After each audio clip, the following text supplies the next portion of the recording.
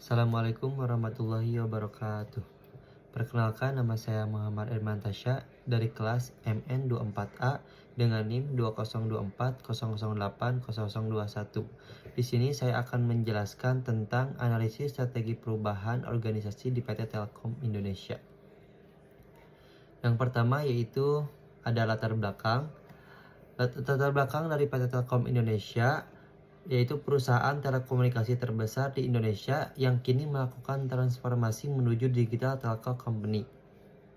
Perubahan lingkungan bisnis, disrupsi digital, dan meningkatnya kebutuhan layanan berbasis data membuat Telkom harus mengubah model bisnis dari connectivity provider menjadi digital ecosystem enabler.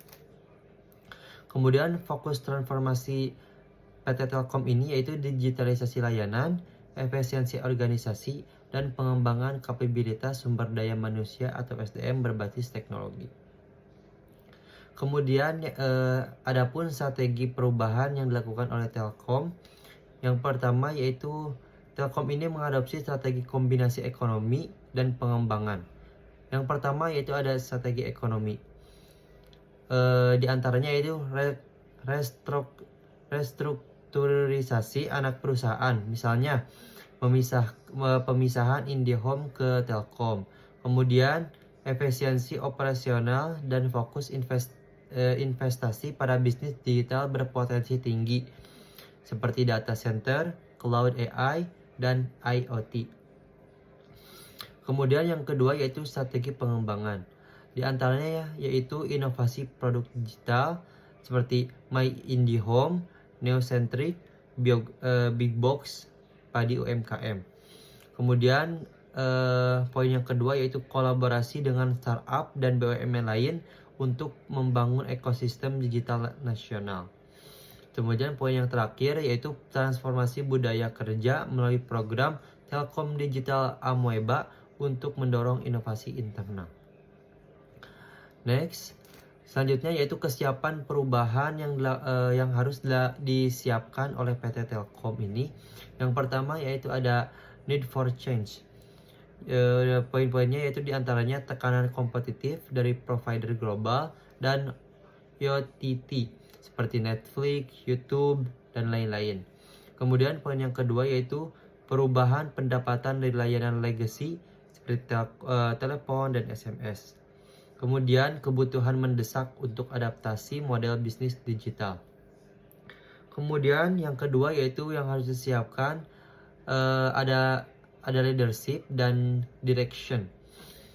Di antara poin-poinnya yaitu ada CEO Telkom Group menetapkan visi leading digital telco. Kemudian pembentukan tim transformasi digital dan program akselerasi internal. Kemudian kepemimpinan dan visioner dan kolaboratif mendorong budaya agil. Kemudian ada pun planning, yaitu roadmap transformasi digital jangka 5-10 tahun, Telkom Digital Master Plan. Kemudian tahapan implementasi, yang pertama yaitu restrukturasi, penguatan digital infrastruktur, pengembangan digital transform, dan ekspansi digital service. Selanjutnya yaitu evaluasi kesiapan dan langkah-langkah organisasi yang akan dan harus dilakukan oleh PT Telkom Indonesia. Berdasarkan kesiapan perubahan, Telkom berada pada tahap successful change possible. Karena yang pertama itu urgensi perubahan tinggi, kepemimpinan jelas, rencana struktur. Kemudian langkah-langkah yang harus diambil oleh Telkom, yang pertama yaitu komunikasi internal efektif, sosialisasi visi digital dan ke seluruh karyawan. Kemudian yang kedua yaitu peningkatan kapabilitas SDM seperti pelatihan, digital skill, dan agile mindset.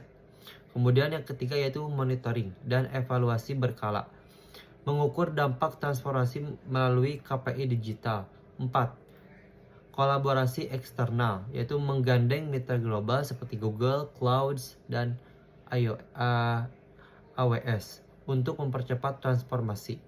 Kemudian hasil awal yang terlihat Yang pertama yaitu peningkatan pendapatan digital hingga lebih dari 40% dari total revenue data dari 2024. Kemudian meningkatnya efisiensi dan nilai sinergi antar anak perusahaan. Nah, kemudian yang terakhir yaitu kesimpulan dari analisis strategi perubahan yang dilakukan oleh PT Telkom Indonesia ini, yaitu transformasi Telkom Indonesia menunjukkan kesiapan tinggi terhadap perubahan. Kemudian, strategi kombinasi ekonomi dan pengembangan terbukti efektif dalam menavigasi tantangan era digital. Kemudian poin yang terakhir yaitu keberhasilan perubahan didukung oleh visi kuat, kepemimpinan jelas, dan perencanaan jangka panjang yang matang. Sekian yang dapat saya sampaikan, kurang lebihnya mohon maaf. Assalamualaikum warahmatullahi wabarakatuh.